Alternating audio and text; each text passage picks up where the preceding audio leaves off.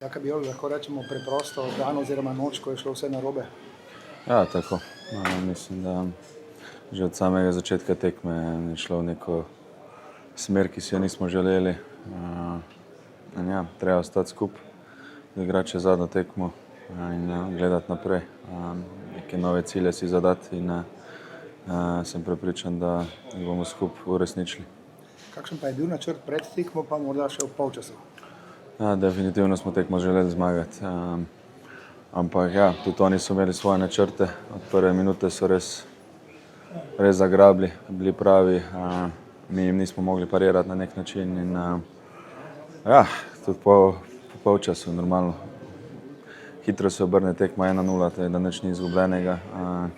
Tudi v prvem polčasu smo imeli svoje momente, svoje priložnosti, ki bi bila boljše izkoristili, ampak tako kot ste rekli, ni šlo nič po naših načrtih danes in moramo gledati naprej. Povejte še to, koliko se je poznala odsotnost Šeška pa tudi Adama Gnezdičevina, ker ste pač ena celota? Pa definitivno, da se vsak del te zgodbe pozna, ali je to Benjamin Šeško, ali je to Erik Janža, ali je to Žan Karničnik, kdorkoli. Kdorkoli se v neki naši skupini hitro se pozna in normalno imamo fante, ki so prišli not, ki so dali tudi vse od sebe. Ampak trenutno nek moment ni mogoče na naši strani, nismo pravi in nekako moramo nazaj najti tisto pot prav, na kateri smo že bili. Normalno pa je, da ne more vedno se iti navzgor. Pride tudi padci in zdaj smo tule v nekem težkem obdobju. Ampak smo navajeni, konec koncev v Sloveniji nikoli ni bilo lahko. Vedno smo se mogli boriti za uspehe in sem prepričan, da bo tudi naprej tako. Boste na Švedskem malce bolj sproščeni, ker ne bo več tega tekmovalnega bremena? Ne, mislim, da vseeno si želimo več, si želimo pokazati boljšo Slovenijo in bo pritisk na tem samem. Tudi oni konec koncev so razočarani po teh kvalifikacijah, tudi oni imajo neki zadnjo tekmo doma za pokazati in vseeno mislim, da bo prava tekma. Kakšen je prvi vtis po tej tekmi, ko je šlo vse narobe, kar je lahko šlo? Pa res, lahko bi rekli, da je res vse šlo narobe. Prvo smo dobili hiter gol, kar ni bilo v našo korist, potem še rdeči karton hitro in še avtogol, kar je porušilo res vse danes. Je porušilo že pred tekmo to, da sta manjkala recimo Benjamin Šeško pa Adam Gnezdičevin, ki je kar precej pomemben igralec? Pa seveda se pozna odsotnost dveh, bi lahko rekli, ključnih igralcev ampak vseeno, kdor nam domesti isto, vsi smo v reprezentanci kvalitetni igralci, ampak škoda, da danes ni šla tekma v našo korist, ampak moramo iti dalje. So vas kakorkoli presenetili reprezentanti Kosova? Zdelo se je, da so zelo nekako v igri oziroma da si zelo želijo morda celo bolje kot vi, ali kaj naj rečemo? Seveda, da smo si mi želeli maksimalno in da bi tekmo dobili, ampak Kosovo je res danes odigralo eno dobro tekmo in so si zaslužili na koncu to zmago in to moramo sprejeti. Pa kaj na Švedsko?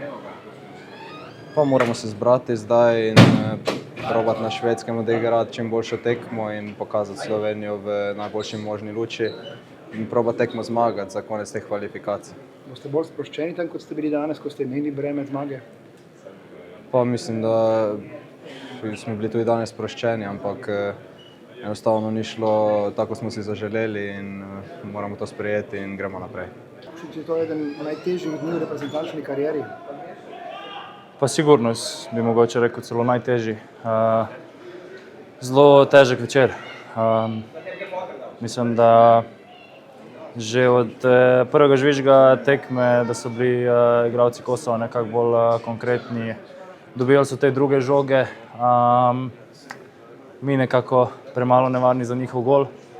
Ampak dobro, mislim, da je bila Slovenija že velikokrat v nekem mogoče navzven vidnem izgubljenem položaju, ampak je na koncu izplavala in mislim, da bo tudi tokrat tako. So igrali točno tako, kot ste nekako pričakovali, ali so vas kakorkoli presenetili tudi? Pa ne, mislim, da je bila priprava na tekmo dobra. Vedeli smo, na kakšen način se bojo soprotstavili nam. Normalno nismo nismo planirali, da bomo dobili gol tako hiter v tekmi in potem ti to spreminja celoten načrt. Tako da, ja, nažalost pa še izločitev Pek je v drugem polčasu, nesrečen gol, avtogol Karničnika in ja, se mi zdi, da je današnji večer, da nam nič ni šlo v našo prid. Se tako kompaktni ekipi, kot je slovenska, pozna recimo odsotnost dveh takšnih igralcev, kot sta Adam pa Benjamin? Pa normalno, da se pozna. Zavedamo se, da Slovenija nima nekega igralca bazenov, kot jih imajo neke večje reprezentance in pomanjkanje samo enega se pozna. Tako da, ampak ja, ne, mislim, da ni izgovor o tem, da ni bilo danes Benja ali pa da ni bilo Adama. Enostavno smo bili kot kolektiv danes preveč slabi in ja, ko se bo na koncu zaslužno zmagal. Še pogled na Švedsko, kaj lahko tam naredite, popravni izpit recimo? Ja, pravim, zdaj so glave še malo vroče, treba se porozpočiti, dati glave skupaj.